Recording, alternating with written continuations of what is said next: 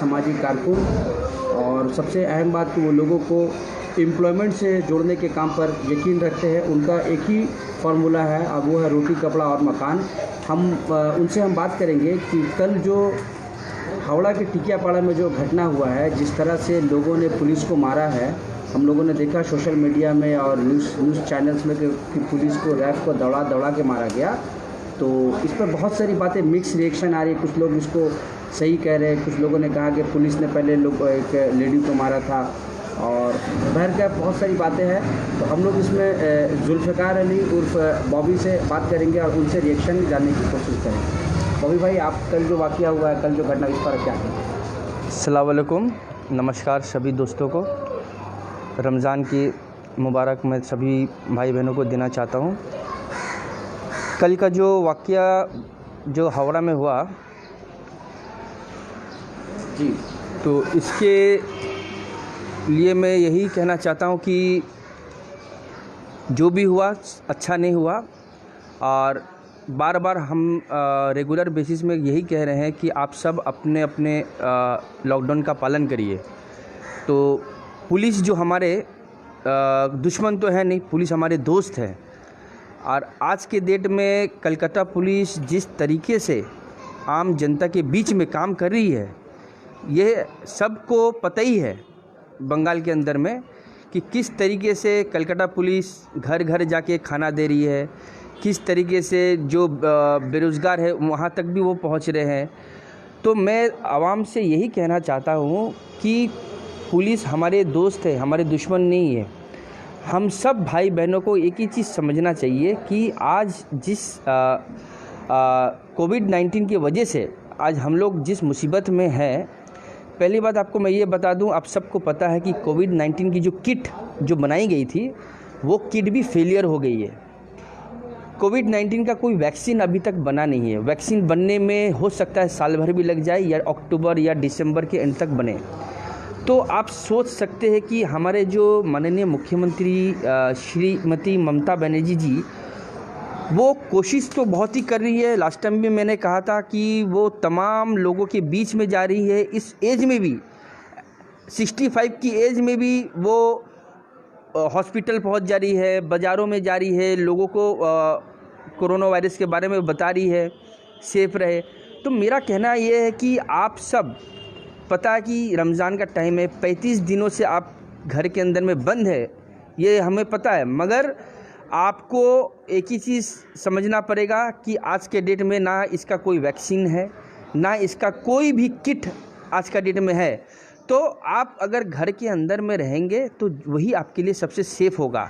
और कलकत्ता पुलिस कल जो घटना घटी है, माने हावड़ा पुलिस के साथ में जो घटना घटी है कल, तो यही मैं कहना चाहता हूँ कि आप लोग अपना एरिया के अंदर में जो भी आपके जो काउंसलर है, जो भी है, सब आप लोग मिल के इसका एक रास्ता निकालिए और हावड़ा पुलिस के साथ में आप लोग कोऑपरेट करिए, ताकि आने वाले दिन में, बिकॉज़ ये जो लॉकडाउन है, देखिए अभी मैं जो सुन रहा हूँ 21 तारीख तक चला गया है, हो सकता है ये आने वाले दिन में और भी बढ़े।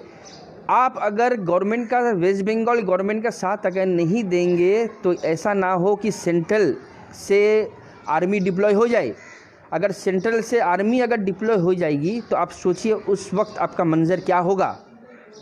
ऑलरेडी बहुत जन है जो इस मुद्दे को एक मजहबी रंग भी देने का कोशिश कर रहे हैं। जैसे कि आप जानते हैं कि देखिए हर एक पार्टी, जो भी एक पॉलिटिकल पार्टी जो चलती है, कहीं देखिए मैं तो कोई पॉलिटिकल इंसान हूँ नहीं, मैं एक सोशल वर्कर हूँ, सोशल काम करता हूँ, बट थोड़ा जो मेरा जो नॉलेज है वो मैं शेयर कर दूँ आवाम के साथ में। हर एक पॉलिटिकल पार्टी का एक आईटी सेल होता है जिसको बोलता है इंफॉर्मेशन टेक्नोलॉजी। तो वो जो आईटी सेल होता है उनका काम ही ये रहता है कि जो उनका जो अपोनेंट है उनके बारे में रोज़ फेक न्यूज़ बनाना। अपने जो कल जो घटना घटी है हावड़ा में, हो सकता है इस घटना को इस तरीके से दिखाया जाए कि मुसलमान ने ये किया, मुसलमान ने वैसा किया, मुसलमान, देखिए गलती तो हुई है, पर इसे इस तरीके से दिखाया जाएगा कि ये कुछ एक बहुत बड़ा आतंकवादी टाइप का मामला है कि क्या है। तो मेरा कहने का मतलब है कि अभी फ़िलहाल जो माहौल जो चल रहा है इस पे आप सब मुसलमान भाई बहनों को भी बहुत सावधानी के साथ, और हमारी जो स्टेट की जो चीफ मिनिस्टर श्रीमती ममता बनर्जी, वो आज है बोल के हम सब भाई बहन सुरक्षित है बंगाल में। तो मैं चाहता हूँ आप बंगाल के पुलिस के साथ, गवर्नमेंट के साथ में अपना जो भी कॉपरेशन होता है वो कॉपरेशन आप गवर्नमेंट के साथ करिए। सर ये बताएं, कल जो घटना हुआ, क्या लगता है कि पुलिस को स्ट्रिक्ट एक्शन लेने की ज़रूरत है? देखिए, पुलिस को तो स्ट्रिक्ट एक्शन अगर मैं कहूँ तो कुछ जगह में तो लेना ज़रूरी है, बिकॉज अगर कोई इंसान नहीं सुनता है, आप जैसे पकड़ लीजिए बहुत सारे कलकत्ते में जो जगह है जो जैसे अपने रेड जोन एरिया के अंदर है, अगर गवर्नमेंट ने वो उसे रेड जोन किया है मगर फिर भी आप वहाँ पर 20 आदमी 50 आदमी आप अगर घूमेंगे तो पुलिस तो एक्शन लेगी। तो उस वक्त जब पुलिस एक्शन लेगी तो आप कहेंगे कि भाई पुलिस ने मारा है, पुलिस ने ये किया है, तो वो चीज़ गलत है। और मैं खास करके पुलिस से भी कहना चाहता हूँ बंगाल की कि देखिए, आप जनता के सेवा के लिए है तो कोशिश करिए कि समझा के उस काम को आप जैसा सॉल्व कर सके, ना ही क्या देखिए किसी ने तो कोई क्राइम किया नहीं है ना। आज हर इंसान फ्रस्ट्रेटेड हो गया है, 35 दिन 40 दिन से घर के अंदर में लॉक होके, मतलब आप तो खुद समझ रहे हैं कि इंसान का जो एक दिमागी हाल क्या, मेंटलिटी क्या चल रहा है। तो मैं गवर्नमेंट से भी रिक्वेस्ट करूंगा और पुलिस महल से भी रिक्वेस्ट करूंगा कि जितने से जितने हो कोशिश करें कि हाथ नहीं उठाने का। आप उसको प्यार से अगर हो तो प्यार से समझाइए या कोई दूसरा तरीका निकालिए, बिकॉज मारा किसे जाता है? मारा जाता है कि कोई अगर क्रिमिनल है, कोई क्रिमिनल एक्टिविटी, उससे मारा जाता है। निर्दोष लोग, वो बेचारे कुछ नहीं किए हैं, उसके ऊपर हाथ उठाना ये भी गलत बात है।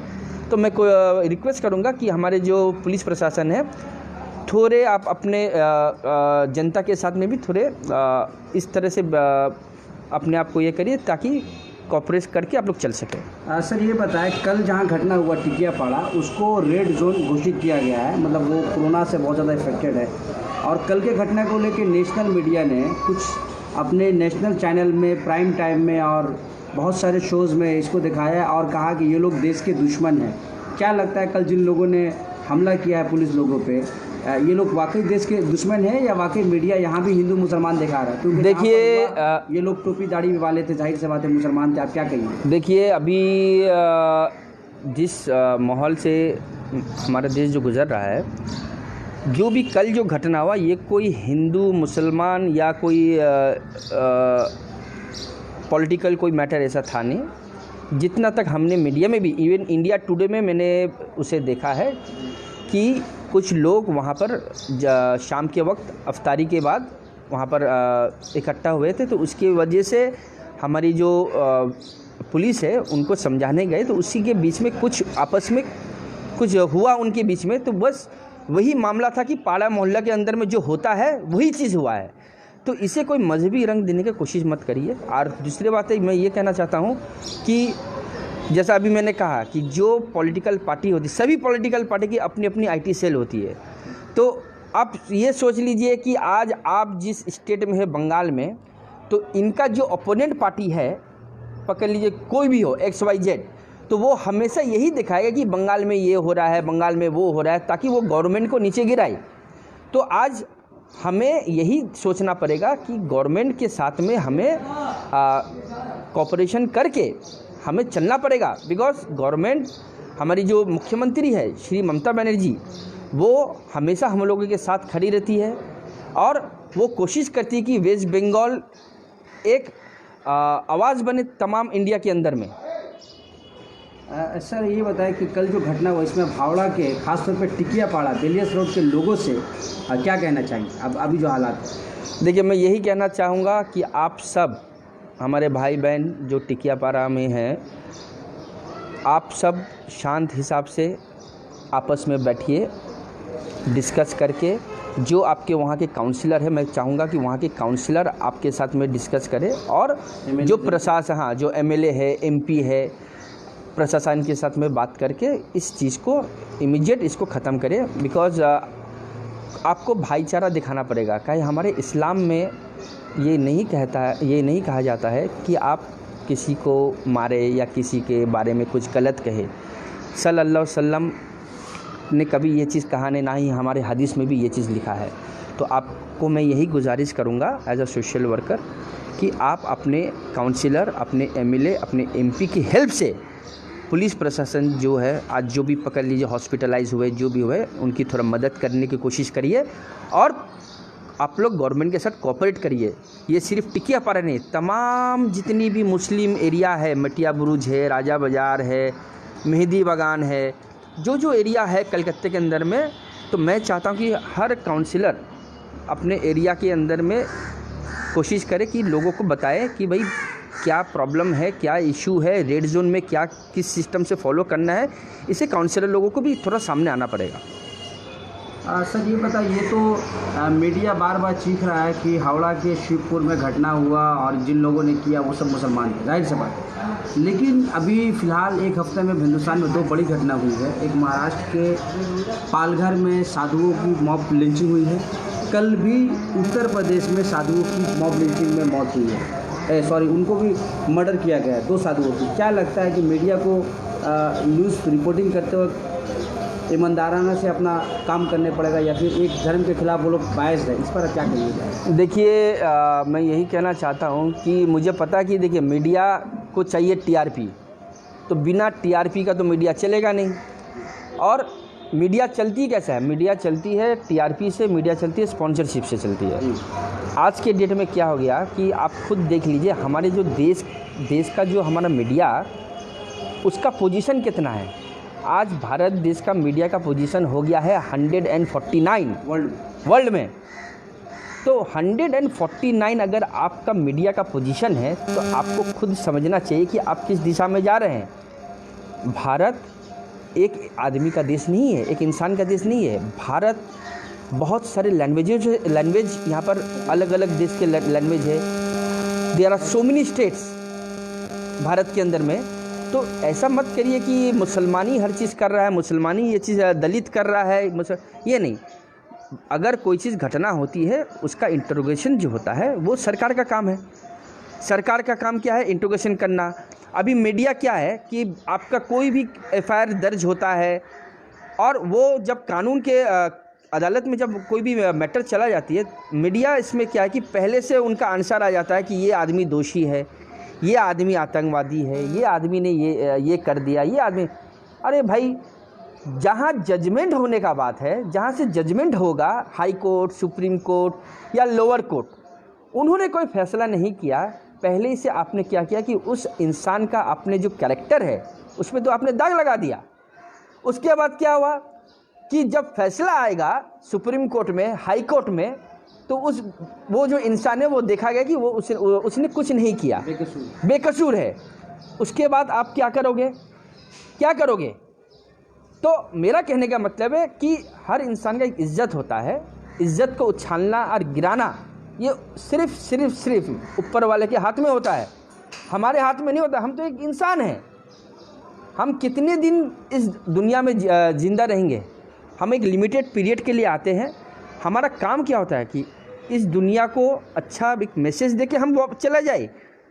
तो मैसेज आप ऐसा दीजिए। मैं तमाम मीडिया वाले से कहना चाहता हूँ कि इंडिया अगर एक पावरफुल नेशन बन सकती है तो ये सिर्फ तमाम आवाम के लोगों को लेके ही बन सकती है।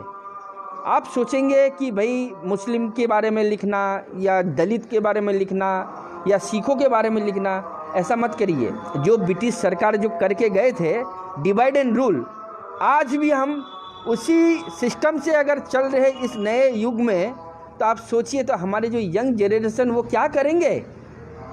आज सबसे बड़ा जो मुद्दा है हमारे देश में है रोटी, कपड़ा, मकान मुद्दा है। इसके बारे में तो कोई बात नहीं करता है। हमारे जो किसान हैं, आप देखिए लाखों किसान मारा जा रहे हैं एवरी डे। तो ये जो किसान जो मारा जा रहे हैं इनके बारे में कोई सोचता नहीं। कल के दिन में ऐसा ना हो कि हमारे देश में अनाज ही नहीं मिले, ये भी हो सकता है।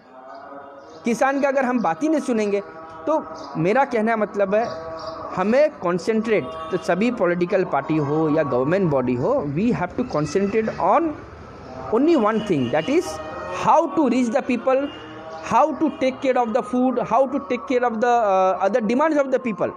यही हमें करना है, ना ही कि नफ़रत फैलाना है। सर ये बताएं कि कल जो मेन स्ट्रीम मीडिया ने हावड़ा के घटने को दिखाया और जिन लोगों ने हमला किया उनको देश का दुश्मन बनाया, अब क्या लगता है कि इस तरह का जो वर्ड वो कर रहे हैं, ऐसा करने से हावड़ा में जो हिंदू भाई रहते, क्योंकि वो जो इलाका वहाँ पर हिंदू मुसलमान सब रहते हैं, लोगों में आपस में एक नफरत पैदा होगी, ये मीडिया ये नफरत घोलने का काम कर रहा है? नहीं, देखिए अभी हमारे देश का जो मेरे देश के जो लोग हैं ना, अभी यार पहले जैसे नहीं है। हर कोई समझदार हो गया, हर किसी को समझ में आ गया है। कुछ लोग ऐसे हैं गिने चुने जो इस माहौल को बिगाड़ने में लगे हुए हैं, मगर मैं इंशाल्लाह यही कहना चाहूँगा कि वो आने वाले दिन में वो भी ख़त्म हो जाएगा।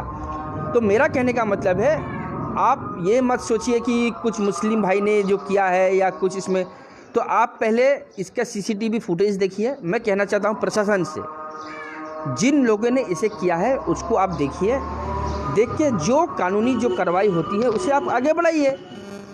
तो क्या एक दो आदमी का जो गुनाह है वो तो हज़ारों आदमी को तो आप नहीं दे सकते हैं ना। अच्छा ये बताएं कि सोशल मीडिया में और उस मीडिया के थ्रू भी ये बातें आ रही है कि मुसलमान लॉकडाउन का या फिर इस देश के कानून के नियम का पालन नहीं करते, क्या लगता है ये बात सही है? नहीं, देखिए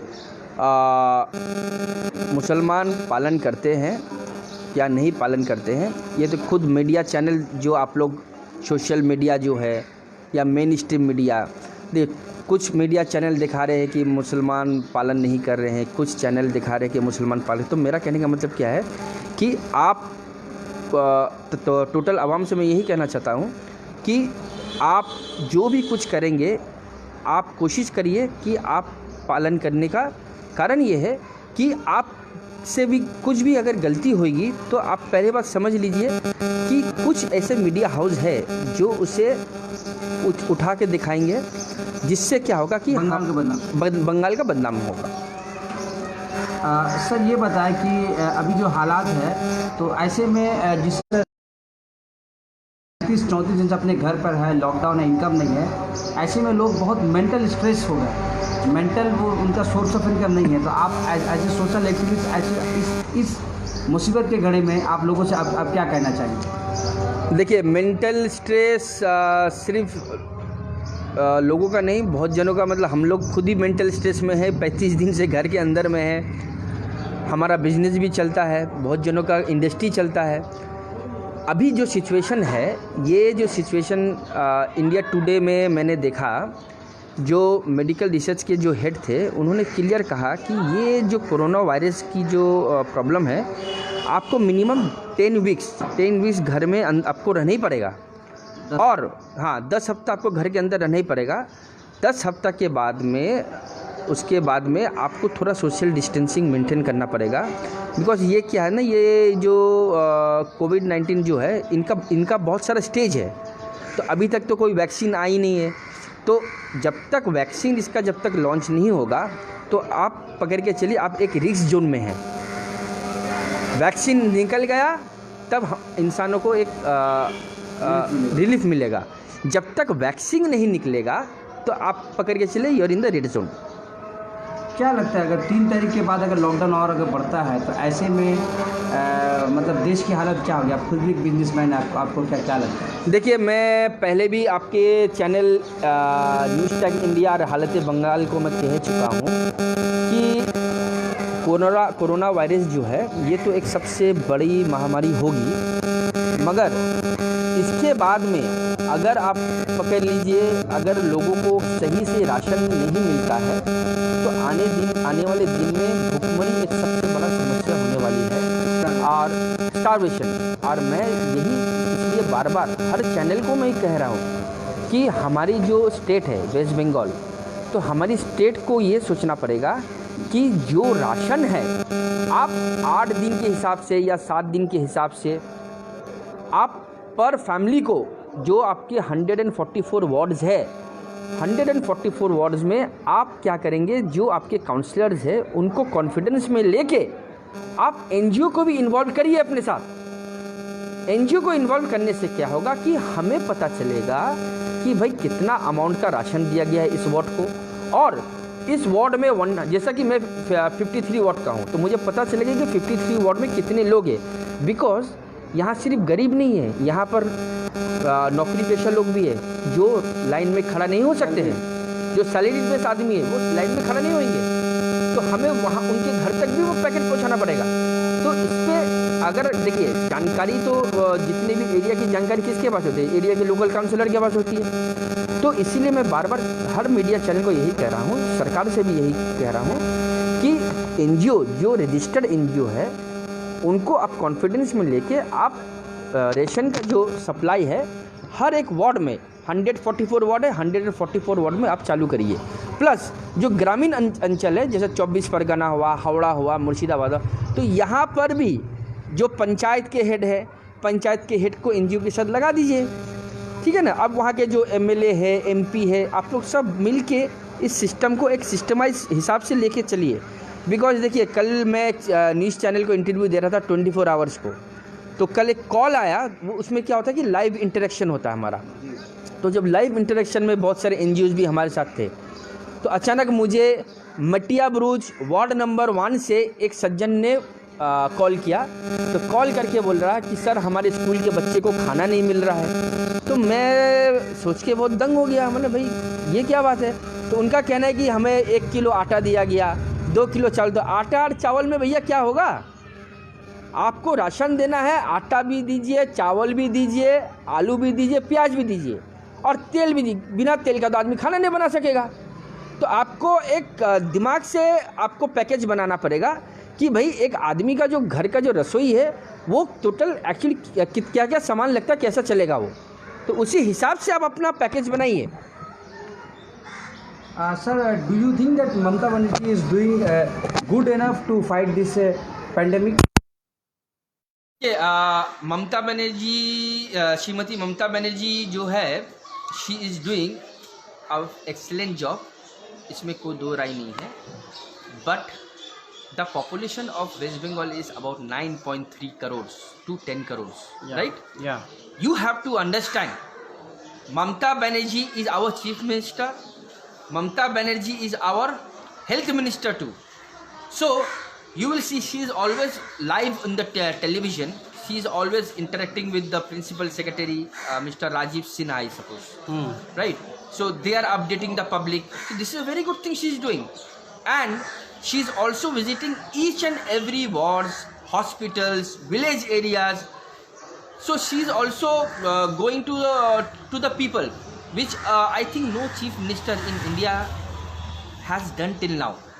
So I would like to thank our chief minister Shri Mamata Banerjee for taking such steps further to support the people of West Bengal.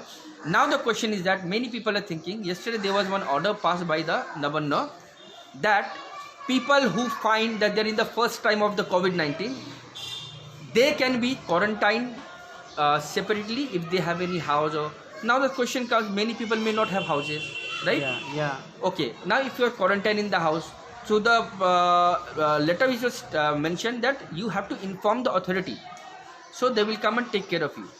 Now there is some also objections from certain doctors also, which I have just seen in the social network and the media channels also. So they are also not happy with this particular decision, but I don't know how it will work. But she has taken a beautiful step, but the thing is that everything depends upon There was some clarification. Those who are she has already clarified in the last point. Yes. आपको letter पढ़ना पड़ेगा। Last point में उन्होंने बोल दिया जो उसमें जो इमीडिएट रिलेटिव है, एब्सोल्युटली वो लोग सिर्फ घर पे रहेंगे, बाकी जो कोविड-19 पॉजिटिव है उसको सरकारी हॉस्पिटल में जी।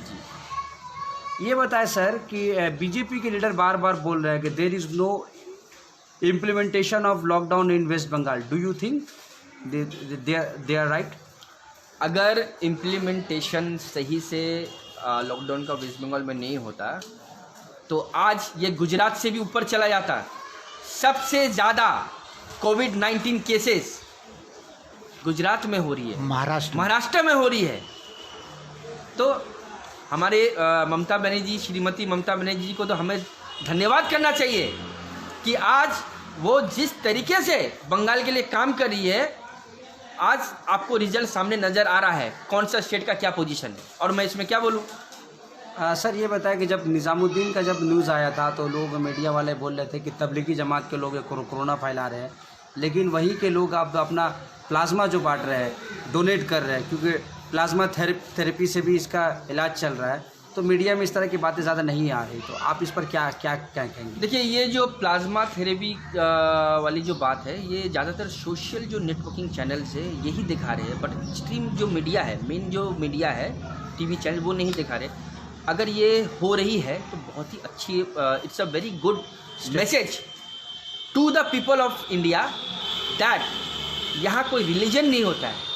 अगर मुझे आज कोई भी किस्म का कोई भी रोग होता है, अगर मैं जब वो खून लेता हूँ तो मुझे ये पता नहीं चलता कि वो एक हिंदू का खून है, कि वो एक जैन धर्म इंसान का खून है, वो एक गुजराती का खून नहीं, वह इंसान का खून है।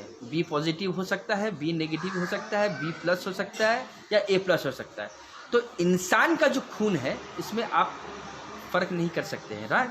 तो ये जो तबलीगी जमात की तरफ से अगर ये हो रहा है तो I think it's a very good message to the nation, and you should and the government should appreciate it, whether you are in the opposition or not in the opposition। BJP के लोग बार बार ये बोल रहे हैं, BJP के एक MLA है UP के, वो अपने लोगों से कह रहे हैं कि मुसलमानों से सब्जी ना खरीदें। तो आपको क्या लगता है इस तरह की बातें करके समाज में एक हिंदू मुसलमान करके फिर समाज को बांटने की कोशिश हो रही है? देखिए, पहली बात तो मैं ये बोल दूँ, मैं तो राजनीति वाला आदमी हूँ नहीं। राजनीति में मैं वोटर्स को भी ये कहना चाहता हूँ, आपके पास में जो हक है ना, हर 5 साल में वो हक आपके पास में आता है, राइट। आप उसी शख्स को वोट करिए जो पढ़े लिखे हो, जिनको समझ हो, ग्राउंड लेवल की समझ हो, क्या बात सोशल मीडिया में कहना चाहिए, क्या बात मेन स्ट्रीम मीडिया में कहना चाहिए। आधा से ज़्यादा इंसान जो राजनीति में है, मैं तो कहता हूँ भैया, half of them are not educated also. Parliament में जो सेशन चलती है, अभी मैं कहना चाहता हूँ, this one very good candidate from Trinamool Congress, Mahua Moitra, उनका जो स्पीच है, मैंने I don't know, I have seen her the first time, which I came to know that she is an investment banker. She was before, and she has qualified in the US, right? UK. So this kind of candidates you require in the party. अब ये जो UP वाले जो candidate है, कौन है ये है मुझे तो पता नहीं है भाई, मैं आपकी तरफ आपके माध्यम से अभी सुन रहा हूँ। अगर उन्होंने इस तरह का मैसेज दिया है तो दिस शोज व्हाट इज, क्या लगता है कि पार्टी को ऐसे लोगों पे एक्शन लेने की जरूरत है? बीजेपी एब्सोल्युटली, क्यों नहीं। फाइल एंड PIL, सिर्फ पार्टी नहीं, मैं तो कहूँगा जितने NGO है, कोई भी पॉलिटिकल या कोई भी मीडिया स्ट्रीम का भी आदमी कम्युनल बात करता है, आपका हक है PIL फाइल कर दीजिए, राइट। सो दैट पर्टिकुलरली वो जो आपको जो राइट दिया गया है उसका आप इस्तेमाल करिए। हर जनता को मैं कहना चाहता हूँ, हर एक एरिया, हर एक स्टेट को, बिकॉज ये जो नफ़रत है ना, ये सिर्फ पब्लिक ही हटा सकती है, और वो हिंदुस्तान की पब्लिक एक दिन दिखा देगी कि हिंदुस्तान प्यार से सुपर पावर बनेगा, नफ़रत से नहीं। हम वही टॉपिक लेके जो ब्रिटिश करके गए थे, डिवाइड एंड रूल, आज भी वही, यंग जनरेशन में भी वही चल रहा है। तो when we are going to become a superpower, how we are going to become a superpower? If there is always the same religion matter which was created by the British government, तो आप आज़ाद होते हुए शायद आपका 70 साल हमारा देश का हो गया है, राइट। अब मैं थोड़ा मेरे बारे में बता दूं, मैंने पहले भी कहा है कि मैं एक बोर्डिंग स्कूल में पढ़ा हुआ लड़का हूं। मेरे जितने भी दोस्त यार है, गुजराती है, जैन है, मारवाड़ी है, मेरे जितने एम्प्लॉयज़ है, मेरे मैनेजर भी गुजराती है, मेरे कंपनी के CEO भी जो है वो ब्राह्मण है। मैं सिक्योरिटी कंपनी का मालिक हूँ, 3000 लोग चलाता हूँ। मेरे सिक्योरिटी कंपनी में एक ब्राह्मण भी काम करता है, एक दलित भी काम करता है, एक क्रिश्चियन भी काम करता है, मुसलमान भी काम करता है। आप समझे मेरे बात। मेरे घर में जो मैं खाना खाता हूँ, मेरे खाना उड़िया है, ठाकुर, उड़ीसा का। आप समझे मेरे बात? आपका जो मैं हूँ बंगाली मुस्लिम, तो मेरे घर में खाना जो बनता है उड़िया ठाकुर भी बनाता है, एक मुस्लिम कुक भी हमारा है। तो आप समझिए मेरे बात। आज जितनी भी कंपनी में काम करके मुस्लिम काम नहीं करते हैं क्या? काम करते हैं ना, सेल्स का काम करते हैं। जितनी भी हेयर पार्लर्स चलती है, ब्यूटी पार्लर्स, बड़े बड़े नाम आपको मैं बता दूं, हबीब साहब का तो नाम सुना होगा आपने, जावेद हबीब साहब का नाम सुना है, राइट? शहनाज जी का तो नाम सुना होगा, शहनाज प्रोडक्ट्स हर कोई यूज करता है, राइट? आज सबसे बड़ा डोनेशन अजीम प्रेम जी ने दिया है ना। और ये भी बता दूं, सिप्ला कंपनी के जो ओनर है वो कौन है पता है आपको? वो ही इज ऑल्सो मुस्लिम, वो भी एक मुसलमान है। तो मुसलमान का मतलब ये नहीं कि वो देशद्रोही है, नहीं, वी आर इंडियंस। आज फर्स्ट जो हमारा देश का आज़ादी भी हुआ था, Ashfaq Ullah Khan sahab, he was the first person for the independence, right? So you have to know also the nuclear power जो आज देश को है ना, for home? APJ Abdul Kalam जो हमारे राष्ट्रपति भी थे। तो थिंग इज दैट ये सब छोटी छोटी जो बातें हैं, अफवाह, आईटी सेल, जो पॉलिटिकल पार्टी पॉलिटिक्स बनाया गया था कि देश को आगे बढ़ाने के लिए, अब जो पॉलिटिक्स चल रही है देश में वो इस तरीके से चल रही है कि जातिवादी वाले पॉलिटिक्स चल रही है। मैंने हर जगह हिंदू, मुस्लिम, सिख, ईसाई यही चल रहा है।